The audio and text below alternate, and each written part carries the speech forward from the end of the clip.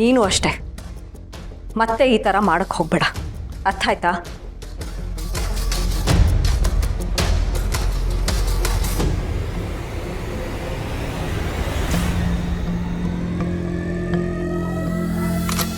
ಲಕ್ಷ್ಮಿ,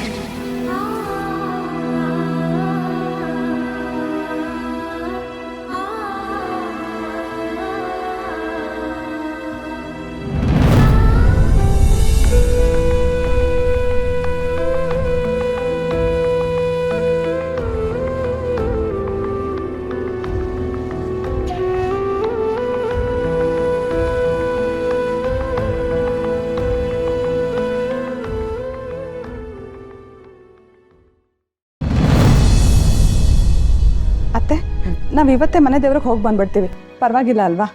ಸತ್ಯನಾರಾಯಣ ಪೂಜೆಗೆ ನೀವಿರಲ್ಲ ಅನ್ನೋದೊಂದು ಬಿಟ್ಟರೆ ಬೇರೆ ಯಾವ ತೊಂದರೆನೂ ಇಲ್ಲ ವಿಮಲಾ. ಹೋಗಿ ಬನ್ನಿ, ಈಗಾಗಲೇ ತಡ ಆಗಿದೆ. ಯಾವ ತೊಂದರೆ ಬಗ್ಗೆ ಮಾತಾಡ್ತಾ ಇದ್ದೀರಾ ಇಬ್ರು? ಮನೇಲಿ ಸತ್ಯನಾರಾಯಣ ಪೂಜೆ ಇಟ್ಕೋಬೇಕು ಅಂದ್ಕೊಂಡಿದ್ದೀನಿ ಗಿರಿ. ಇರು, ಎಲ್ಲರೂ ಬರಲಿ, ಆಮೇಲೆ ಒಂದೇ ಸಲ ಹೇಳ್ತೀನಿ. ಇಲ್ಲ ಪದೇ ಪದೇ ಅದನ್ನೇ ಹೇಳ್ತಾ ಇದ್ರೆ ನಮ್ಮಮ್ಮಂಗೆ ಮರು ಜಾಸ್ತಿ, ನೆನಪೇ ಇರಲ್ಲ ಅಂತ ಆಡ್ಕೋತೀರ.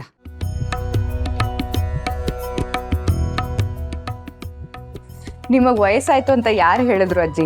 ನೀವು ಪೂಜೆ ಕೂತ್ರೆ ಈಗಲೂ ಹೊಸದಾಗಿ ಮದುವೆ ಆಗಿದ್ದಾರೆ ಅಂತಾನೆ ಅನ್ಕೋತಾರೆ. ನನಗೆ ಇನ್ನೊಂದು ದೋಸೆ ಹಾಕ್ಬಿಡು. ತಾತ, ಇನ್ಮೇಲೆ ನೀವು ಈ ಆಯಿಲಿ ಐಟಮ್ಸ್ ಎಲ್ಲ ಜಾಸ್ತಿ ತಿನ್ನೋಂಗಿಲ್ಲ. ಎಲ್ಲ ಹುಷಾರಾಗಿ ಬಂದ್ಮೇಲೆ ಇದೆ ಅಂತ ಕಟ್ ಮಾಡಿಬಿಡ. ಇನ್ಮೇಲೆ ಇದೇ ನಿಮ್ಮ life style, full diet food. ರುಚಿ ರುಚಿಯಾಗಿ ತಿಂದೇ ಇದ್ರೆ ಅದನ್ನ ಲೈಫ್ ಅನ್ನೋಕ್ಕೆ ಆಗಲ್ಲ. ಅದಕ್ಕೊಂದು ಸ್ಟೈಲ್ ಬೇರೆ, ಲೈಫ್ ಸ್ಟೈಲ್ ಅಂತ. ರೀ, ಸುಮ್ಮನೆ ತಿನ್ರಿ. ಸಂಜೀವ, ಅಮ್ಮು ಬನ್ನಿ ಕೂತ್ಕೊಡಿ, ತಿಂಡಿ ತಿನ್ನಿ. ವಿಮಲಾ, ಅವ್ರಿಗೂ ಬಡಿಸ್ಬಿಡು. ಪರವಾಗಿಲ್ಲ, ನಾವು ಬಡಿಸ್ಕೊಂತೀವಿ. ಹಾಂ ಬಾಪ, ತಗೋ ಅಮ್ಮು, ತಗೋ. ಅಜ್ಜಿ, ನಾವು ತಿಂಡಿ ಮುಗಿಸ್ಕೊಂಡು ಊರಿಗೆ ಹೊರಡ್ತೀವಿ. ಊರಿಗೆ ಹೋಗ್ತಿದ್ದೀರಾ? ಅಲ್ಲ, ಈಗ ಯಾಕೆ ಹೋಗ್ತಿದ್ದೀರಾ? ನಾನು ಸತ್ಯನಾರಾಯಣ ಪೂಜೆ ಮಾಡಿಸ್ಬೇಕು ಅಂದ್ಕೊಂಡಿದ್ದೀನಿ, ಅದನ್ನು ಮುಗಿಸ್ಕೊಂಡು ಹೊರಡಿ. ಸತ್ಯನಾರಾಯಣ ಪೂಜೆ ಮಾಡೋದು ಅಷ್ಟು ಅರ್ಜೆಂಟ್ ಇದೆಯಮ್ಮ? ಹಾಗಲ್ಲ ದೇವಕಿ, ನಿಮ್ಮಪ್ಪ ಆಸ್ಪತ್ರೆಯಲ್ಲಿದ್ದಾಗ ನಾನು ಹರಿಸ್ಕೊಂಡಿದ್ದೆ. ಅದನ್ನ ಈಗ ಹೇಳ್ತಿದ್ಯಾ? ತಿಂಡಿ ತಿಂದಾದ್ಮೇಲೆ ಹೇಳೋಣ ಅಂತ ಅನ್ಕೊಂಡೆ. ಅಷ್ಟರಲ್ಲಿ ಇವಳು ಊರಿಗೆ ಹೋಗ್ತೀನಿ ಅಂದ್ಲಲ್ಲ, ಅದಕ್ಕೆ ಹೇಳಿದೆ. ಇದಕ್ಕೆಲ್ಲ ನೀನು ಓಡಾಡಿ ಆರೋಗ್ಯ ಕೆಡಿಸ್ಕೋಬೇಕು ಅಂತ ಅನ್ಕೊಂಡಿದ್ಯಾ? ಅಯ್ಯೋ ದೇವ್ರೆ, ನಾನೆಲ್ಲೇ ಓಡಾಡ್ತೀನಿ, ನೀವು ಓಡಾಡಿ ಮಾಡಬೇಕು. ಈಗ ನೋಡು, ಗಿರಿ ವಿಮಲಾ ದೇವಸ್ಥಾನಕ್ಕೆ ಹೋಗ್ತಿದ್ದಾರೆ, ಹಾಗಾಗಿ ಈ ಜವಾಬ್ದಾರಿ ಎಲ್ಲ ನಿಂದು, ಶಶಿದು. ಅತ್ತೆ, ಇವರಿಬ್ರು ಈಗಲೇ ದೇವಸ್ಥಾನಕ್ಕೆ ಹೋಗ್ಬೇಕಾ? ಪೂಜೆ ಮುಗಿಸ್ಕೊಂಡು ಹೋಗ್ಬಹುದಿತ್ತಲ್ವಾ? ಅಲ್ಲ ಚಂಚಲ, ಅಮ್ಮು ಮದುವೆಗೆ ಮುಂಚೆ ಹೋಗಿದ್ದು ನಾವು, ಆಮೇಲೆ ಹೋಗಲೇ ಇಲ್ಲ. ಮನೇಲಿ ನೋಡಿದ್ರೆ ಏನೇನೋ ನಡೆದೋಯ್ತು, ಅದಕ್ಕೆ ಈಗ ಹೋಗಿ ಪೂಜೆ ಮಾಡಿಸ್ಕೊಂಡು ಬರಲಿ ಅಂತ. ಮನೆಯಲ್ಲಿ ಇಷ್ಟು ದೊಡ್ಡ ಪೂಜೆ ನಡೀತಾ ಇದೆ, ಮಗ ಸೊಸೆನೇ ಇರೋದಿಲ್ಲ. ಇಂಥ ಒಳ್ಳೆ ಅವಕಾಶನ ಮಿಸ್ ಮಾಡ್ಕೊಳಕ್ಕಾಗತ್ತಾ? ಏನೋ ಮಾಡು, ನಿನಗೇನಾರು ಹೇಳೋಕ್ಕಾಗುತ್ತಾ ನಾವೆಲ್ಲ?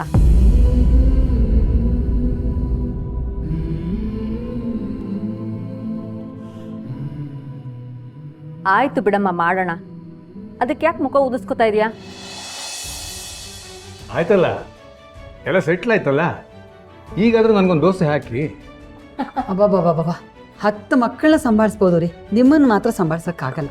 ಕೊಡಪ್ಪ ಒಂದು ದೋಸೆ ಅವ್ರಿಗೆ. ಹೋಗಿ ಅರ್ಧ ಹಾಕಮ್ಮ. ಹಾಕೆ. ಸಾಹೇಬ್ರೆ, ನೀವೇನಿಲ್ಲಿ? ನಿಮಗೆ ಈ ಹುಡುಗಿ ಗೊತ್ತಾ? ಆಂಟಿ, ನಿಮಗೆ ತಾತ ಗೊತ್ತಾ? ಹೂನಮ್ಮ, ನನ್ನ ತಮ್ಮ ಇವ್ರ ಫ್ಯಾಕ್ಟ್ರಿಲೇ ಕೆಲಸ ಮಾಡೋದು. ನಾನು ಸಾಹೇಬ್ರನ್ನ ಒಂದ್ಸಲ ನೋಡಿದ್ದೆ, ದಸರಾಗೆ ಬೋನಸ್ ಕೊಟ್ಟಿದ್ರು. ನಾನು ಕಷ್ಟದಲ್ಲಿದ್ದಾಗ ಸಾಹೇಬ್ರ ಫ್ಯಾಕ್ಟ್ರಿಲೇ ಕೆಲಸ ಮಾಡ್ತಿದ್ದೆ. ಅವತ್ತು ಅವ್ರ ಫ್ಯಾಕ್ಟ್ರಿಲಿ ಕೆಲಸ ಮಾಡಿದ್ದಕ್ಕೇನೆ ನಾನಿವತ್ತು ಈ ಮಟ್ಟಕ್ಕೆ ಬೆಳೆದಿರೋದು. ಆಂಟಿ, ಇವರು ಲಕ್ಷ್ಮಿ ಅವ್ರ ತಾತ, ಅವಳನ್ನ ವಾಪಸ್ ಕರ್ಕೊಂಡು ಹೋಗಕ್ ಬಂದಿದ್ದಾರೆ. ಲಕ್ಷ್ಮಿ ಇವ್ರ ಮೊಮ್ಮಗಳ? ನೀನೇನಮ್ಮ ಸಾಹೇಬ್ರು ಮೊಮ್ಮಗಳ ನೀನು? ಹೇಳೋದಲ್ವೇನಮ್ಮ? ಛೇ, ಮೊದಲೇ ಗೊತ್ತಿದ್ರೆ ಆವಾಗಲೇ ನಿನ್ನನ್ನು ಕಳಿಸ್ಕೊಟ್ಬಿಡ್ತಿದ್ದೆ. ಸಾಹೇಬ್ರೆ, ಈ ಹುಡುಗಿ ಇಲ್ಲಿಗೆ ಬಂದು ಕಷ್ಟಪಡೋಂಥದ್ದು ಏನಿತ್ತು ಹೇಳಿ? ನೋಡಮ್ಮ, ಊರಿಂದ ಊರಿಗೆ ಬಂದು ಮನೆ ಇಲ್ಲದೆ ಒದ್ದಾಡೋರ್ಗಷ್ಟೇ ಇದೊಂದು ಜಾಗ. ನಿನಗೆ ಮನೆ ಇದ್ದು ಇಷ್ಟು ದೊಡ್ಡೋರು ಬಂದು ಕರೀತಿದ್ದಾರೆ ಅಂದರೆ ಅದೃಷ್ಟ ಮಾಡಿದ್ಯಾ ಕಣಮ್ಮ ನೀನು. ಹೋಗು, ಹಠ ಮಾಡಬೇಡ. ಲಕ್ಷ್ಮಿ, ನನ್ಗೊಂದ್ ಕೆಟ್ಟ ಅಭ್ಯಾಸ ಇತ್ತು.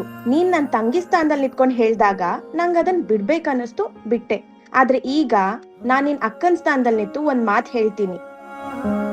ಈ ಫ್ಯಾಮಿಲಿ ಪ್ರಾಬ್ಲಮ್ಸ್ ಎಲ್ಲ ನನಗ್ ಗೊತ್ತು ಲಕ್ಷ್ಮಿ. ಇಲ್ಲಿ ನೋಡು, ನಿನ್ನನ್ ಕರ್ಕೊಂಡು ಹೋಗೋದಕ್ಕೆ ತಾತ ಬಂದಿದ್ದಾರೆ. ಹೋಗು ಲಕ್ಷ್ಮಿ. ಅವತ್ ನೀನ್ ಹೇಳಿದ್ ನಾನ್ ಕೇಳ್ದೆ ಅಲ್ವಾ, ಈಗ ನಾನ್ ಹೇಳೋದು ಕೇಳು ಲಕ್ಷ್ಮಿ.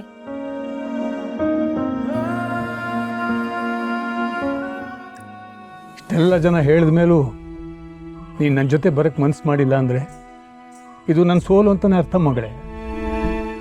ನನ್ನ ಸೋತ್ರು ಒಂದೇ, ಸತ್ರು ಒಂದೇ. ನನ್ನ ಮೊಮ್ಮಗಳು ನನ್ನ ಜೊತೆ ಬರಲಿಲ್ಲ ಅಂದಮೇಲೆ ನಾನು ಬದುಕಿದ್ದೇನು ಪ್ರಯೋಜನ?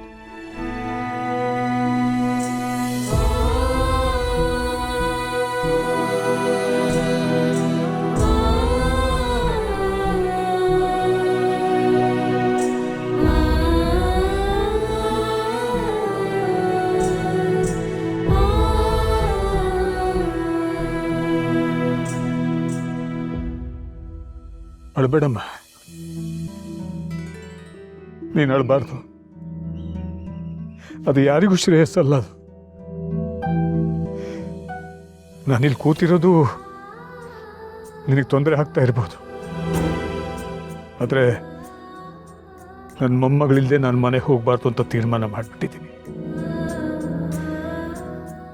ನಿರ್ಧಾರ ನಿಂದು ಪುಟ್ಟ. ಹೇಳು, ಈ ಧರ್ಮನ ಮೊಮ್ಮಗಳಾಗಿ ಮನೆಗೆ ಬರ್ತೀಯಾ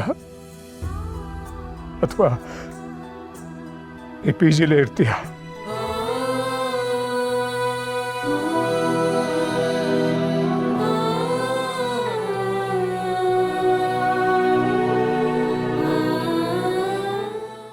ಬರ್ತೀನಿ ತಾತ.